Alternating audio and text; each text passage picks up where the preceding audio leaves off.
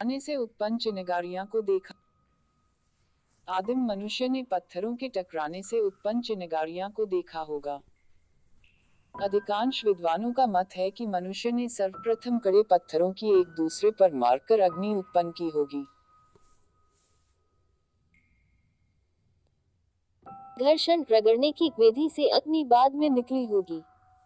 पत्थरों के हथियार बन चुकने के बाद उन्हें सुडौल, चमकीला और तीव्र करने के लिए रगड़ा गया होगा। रगड़ने पर जो चिनगारियां उत्पन्न हुई होंगी उसी से मनुष्य ने अग्नि उत्पन्न करने की घर्षण विधि निकाली होगी। घर्षण तथा टक्कर इन दोनों विधियों से अग्नि उत्पन्न करने का ढंग आजकल भी देखने में आता है। अब भी आवश्यकता पड़ने पर इस्पात और चकमक पत्थर के प्रयोग से अग्नि उत्पन्न की जाती है। एक विशेष प्रकार की सूखी घास या रुई को चकमक के साथ सटाकर पकड़ लेते हैं और इस्पात के टुकड़े से चकमक पर तीव्र प्रहार करते हैं। टक्कर से उत्पन्न चिनगारी घास या रुई को पकड़ लेती है और उसी को फूंक कर और फिर पतली लकड़ी तथा सूखी पत्तियों के मध्य रखकर अग्नि का विस्तार कर लिया जाता है। घर्षण विधि से अग्नि उत्पन्न करने की सबसे सरल और प्रचलित विधि लकड़ी के पटरे पर लकड़ी की छड़ रगड़ने की है। एक दूसरी विधि में लकड़ी के तख्ते में एक छिछला छेद रहता है। इस छेद पर लकड़ी की छड़ी को मथनी की तरह वेग से नचाया जाता है। प्राचीन भारत में भी इस विधि का प्रचलन था। इस यंत्र को अरणी कहते थे। छड़ी के टुकड़े को उत्तरा और तख्ते को अधरा कहा जाता था। इस विधि से अग्नि उत्पन्न करना भारत के अतिरिक्त लंका, सुमात्रा, ऑस्ट्रेलिया और दक्षिणी अफ्रीका में भी प्रचलित था। उत्तरी अमेरिका के इंडियन तथा मध्य अमेरिका के निवासी भी यह विधि काम में लाते थे। एक बार चार्ल्स डार्विन ने टाहिटी, दक्षिणी प्रशांत महासागर का एक द्वीप जहां स्थानीय आदिवासी ही बसते हैं, में देखा कि वहां के निवासी इस प्रकार कुछ ही सेकंड में अग्नि उत्पन्न कर लेते हैं। यद्यपि स्वयं उसे इस काम में सफलता बहुत समय तक परिश्रम करने पर मिली। फारस के प्रसिद्ध ग्रंथ शाहनामा के अनुसार हुसैन ने एक भयंकर सर्पाकार राक्षसी से युद्ध किया और उसे मारने के लिए उन्होंने एक बड़ा पत्थर फेंका। वह पत्थर उस राक्षस को न लगकर एक चट्टान से टकराकर चूर हो गया और इस प्रकार सर्वप्रथम अग्नि उत्पन्न हुई। उत्तरी अमेरिका की एक दंतकथा के अनुसार एक विशाल भैंसे के दौड़ने पर उसके खुरों से जो टक्कर पत्थरों पर लगी उससे चिनगारियां निकली। इन चिनगारियों से भयंकर दावानल भड़क उठा और इसी से मनुष्य ने सर्वप्रथम अग्नि ली। अग्नि का मनुष्य की सांस्कृतिक तथा वैज्ञानिक उन्नति में बहुत बड़ा भाग रहा है। लैटिन में अग्नि को प्यूरस पवित्र कहा जाता है। संस्कृत में अग्नि का एक पर्याय पावक भी है जिसका शब्दार्थ है पवित्र करने वाला। अग्नि को पवित्र मानकर उसकी उपासना का प्रचलन कई जातियों में हुआ और अब भी है।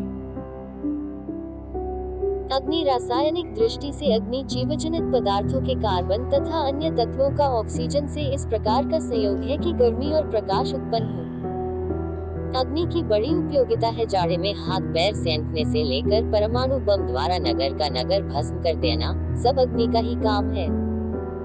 इसी से हमारा भोजन पकता है, इसी के द्वारा खनिज पदार्थों से धातुएं निकाली जाती हैं और इसी से शक्ति उत्पादक इंजन चलते हैं।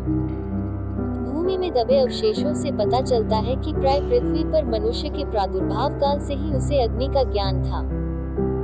आज भी पृथ्वी पर बहुत सी जंगली जातियां हैं जिनकी सभ्यता एकदम प्रारंभिक है, परंतु ऐसी कोई जाति नहीं है जिसे अग्नि का ज्ञान न हो। Use of fossils fuels.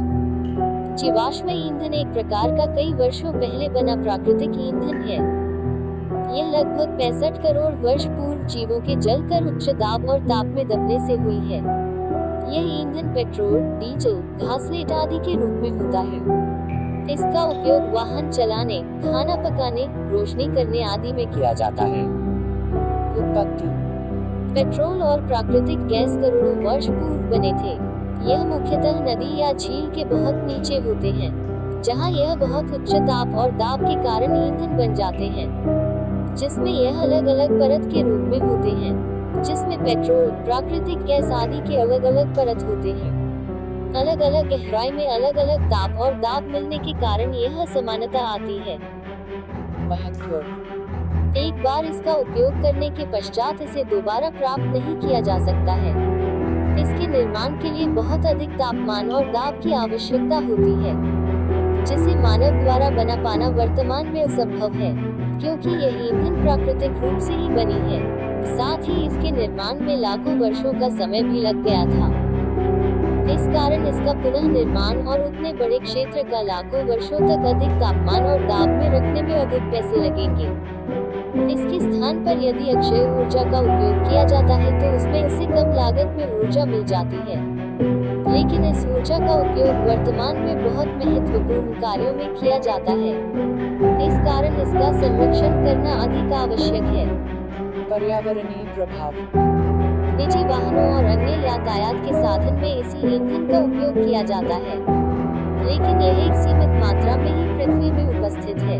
साथ ही इसके उपयोग से वायु प्रदूषण के साथ ही पृथ्वी का तापमान भी बढ़ने लगता है। इस कारण कई स्थानों के बर्फ पिघलते हैं, जिससे पर्यावरण का संतुलन बिगड़ जाता है और कुछ स्थानों पर अधिक बारिश होती है और कुछ स्थानों पर सूखे की स्थिति बन जाती है। आग ने मनुष्यों को गर्मी, संरक्षण, ईंधन और खाना पकाने की क्षमता प्रदान की है।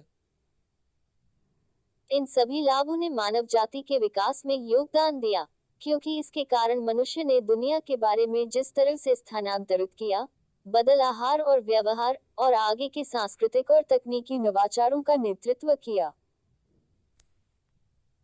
अग्नि, जिसे हम कई अन्य नामों से भी जानते हैं जैसे कि आग, ज्वाला, दहन आदि, अग्नि ऑक्सीजन एवं दहनशील पदार्थों की उपस्थिति में होती है, जिसकी वजह से प्रकाश होता है और चारों ओर अग्नि ही अग्नि हो सकती है।